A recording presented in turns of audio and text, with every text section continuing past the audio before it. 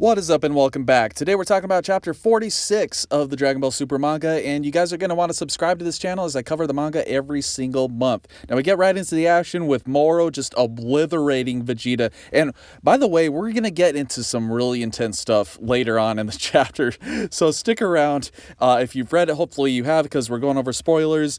Moro is just plowing Vegeta through this freaking mountain, and I love this. I love the paneling here. It's showing everything very clearly, and Vegeta is just getting his ass kicked here.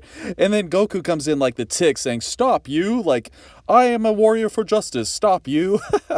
But man, yeah, the art in this is on point, I do say. Goku comes down, does absolutely jack against Moro, and I was so happy about this. Not that I necessarily like when Goku gets his, ass kicked, but he usually, after Vegeta gets his ass kicked, Goku comes in and just does a better job. But nope, this is so satisfying that they didn't go with that trope here. Freaking Moro's just plowing him all over the ground. And, it's another one of those things. If you are familiar with my videos, I have stated with the Broly movie and stuff like that, like, are rocks really hurting these guys? But this actually makes sense because these guys have zero energy. So they have zero, like, key defense or whatever you want to call it. But, yeah, Goku is... And then he throws him into this pillar of fire that he spews from the planet Namek. Oh my god. Like, I think Goku might have had it worse than Vegeta here. And he says, Goku says he's totally drained, and Moro's just freaking cocky as all hell. Vegeta comes up, and apparently Goku is drained, but Vegeta has enough for a Gallic Gun. And we'll see a little bit later how much sense that makes. But he comes in with his Gallic Gun, and that was real smart of you, Vegeta, because, you're just giving Moro more freaking energy, and he just eats that up, like freaking mashed potatoes. And, of course, that makes him even stronger. Good job on you, Vegeta. Moro, at this point, you're like, okay, what are these guys gonna do? And we'll get to what they do in a second. Spoilers, they do nothing. But we cut to Beerus, and they're just, doing their little mundane lives. And Beerus looks really good here, I have to say, compared to the other models in the art, I don't know what it is, but Beerus's models here just really stuck out to me in being nice and clean and fresh. Like this panel of him reaching into the water, really nice looking. But he goes and he cheats and gets a fish because he's having a competition with the, what is that called? Prophecy fish? Oracle fish. And Whis is like, you don't want to do anything about these Namekians getting attacked? And Beerus is like, those guys don't eat food. I don't like them. Who cares? So, yeah, Beerus and Whis probably won't get involved per usual. But I won't count them out for 100% because who knows what'll happen. But they probably won't get involved per usual. But we cut back to Goku and Vegeta just not doing anything.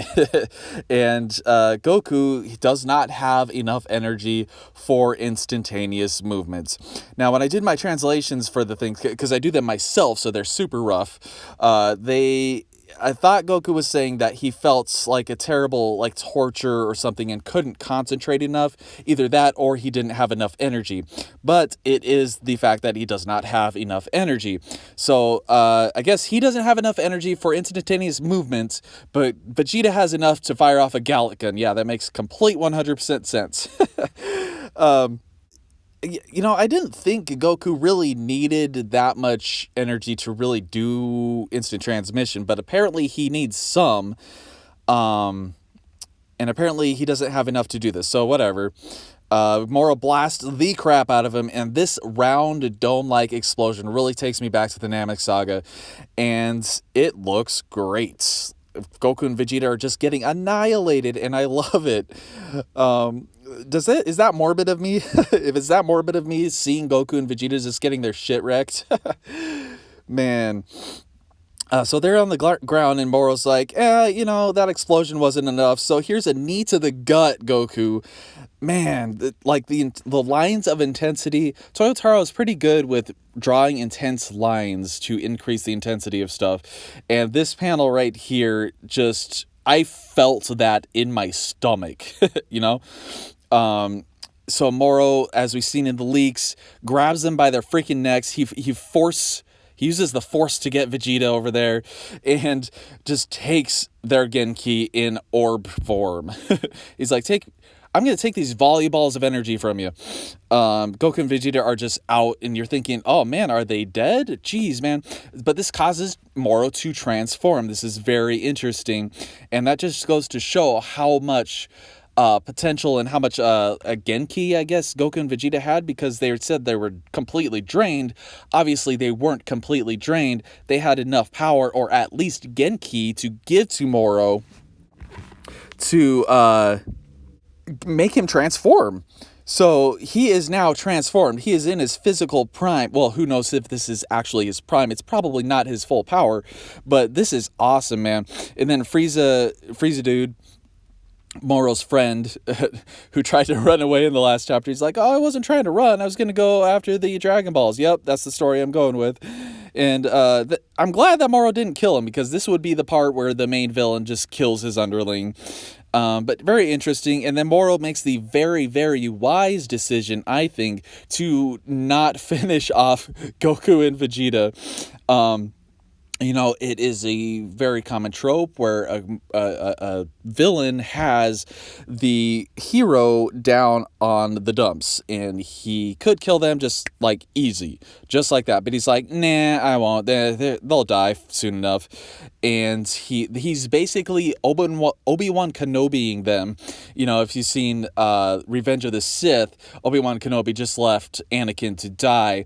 And then, we've seen what happens later. Darth Vader goes on and kills most of the rest of the Jedi in the freaking galaxy. Good on you, Obi-Wan Kenobi. Good on you, Moro. But man, the Namekians really shine in this chapter, and now we're getting into some really good stuff with that, in regard to that. Now, but for the most part, the action is pretty much over for the whole chapter, because then we get into a lot of setup for later stuff with other characters, which I'm pretty happy about. Bulma, I don't know what she's planning to do, but it's really sweet that Hercule's really worried about Boo, and he's like, when Bulma finally gets into contact with Jaco, which we'll see in a second, he's really concerned for Boo and wants to know if he's okay. So Bulma's super pissed that Goku and Vegeta just vanished out of nowhere, and she's like, I want my Vegeta back. And that I thought this was interesting, because it shows Maris and Jaco showing back up at Galactic Patrol headquarters. When last we saw them, I thought they were around orbit on Namek, but I could be mistaken by that, because it seemed like they were observing the fight between Vegeta and Moro. Were they that far away and still observing the fights, or not? No, they were actually just in space, and Goku used instantaneous movement to get to New Namek, and they were just left behind. So now they're back. They hightailed it back to headquarters, never making it to New Namek, because they got news that Boo was coming back to consciousness. And this little alien dude from Buzz Lightyear, he's hilarious. Majin Buu is ravaging their food supplies. That was the funniest line in the comic. That and freaking Jaco's line when he's talking to Bulma later. But he, Jaco mentions Tights, and apparently Tights just lives on Earth and is never invited to any parties. But unless I'm mistaken, I don't remember seeing her at any of Bulma's parties. But we haven't seen much of Tights. I wonder if we'll see her more in the future, maybe when the anime returns. But Jaco's like, oh, I got a call? Is it my mommy? Did she get my birthday card? Oh, man. Jaco's hilarious. But this whole middle portion is fairly slow. There's a lot of very, very dialogue heavy. A lot of just setting up, getting characters where they need to be. And Bulma talks it out with Jocko, and of course they're having like a strained conversation because that's kind of their relationship. And Tights and Hercule are having a cute little time with Bra. Jocko ends up making the excuse that he ran out of minutes. That was so freaking hilarious. It doesn't make any sense because he's, not from Earth, so that doesn't make any sense to an alien, but that was freaking hilarious nonetheless, especially this day and age when most cell phones and all that don't run on minutes anymore. You usually have like unlimited plans and all that good stuff. But we come back to Goku and Vegeta. They have been revived by the heroes, the Namekians. They are definitely the heroes of this chapter, dude, and we will see their badassness in a minute, and also their overconfidence. But it's been 3 days, and Moro still. I feel like 3 days is a lot of time. Like Moro seems to be taking his time with how powerful he is. Is he just lollygagging on vacation, getting to these villages and the Dragon Balls? Who knows? In the Namek Saga, they were in Namek for 6 days, and Frieza's army and Vegeta and all them got all 7 Dragon Balls. But Moro's like 1 billion times stronger than they are at this point, so I feel like he would get them a lot faster, but whatever. It's been 3 days. They're finally awake, and Goku still does not have enough energy for instant transmission. Wow. So I guess instant transmission takes a bunch of energy, But Moro's ravaging a village, and the Elder Namek is like, we have a trump card. We have assimilation, like Piccolo does. And this is the return of Namekian fusion. The way that it was illustrated, I really liked. What do you guys think about that? About how this went about? Because Moro's ravaging the village, and the Namekians are super, stressed out. They're like, we're going to stop you. Our strongest warriors are going to stop you. Our 3,000 power level guys. And it shows them flying and assimilating as they're flying, or fusing as they're flying. And this is freaking badass, man. And this whole time, I'm thinking, oh, this is so freaking cool. This is awesome. I love it. But at the same time, I'm like, they're not going to do jack to Moro. And that's not because I saw the leaks. That's just because that's what would make sense. Speaking of how freaking powerful Moro is. So the Super Namekian, what did the Elder Namek call him? Tsuburui, I guess, whatever that is, his name.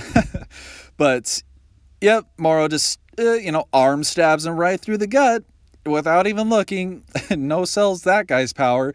We've assimilated a bunch of warriors, all the best warriors, and now we're dead. Oh man, poor Namekian. I love the brutality of this. It just shows how much of a badass and how brutal Moro just really is. And I'm looking forward still to what they're going to do. It's moving fairly slowly. This chapter in particular, we had some really good action. We had a lot of setup for other characters for whatever they're going to do. As always, make sure to subscribe. I cover the manga every month, even during lunch at jury duty. And drop your thought waves down in the comments below. And as always, take it easy.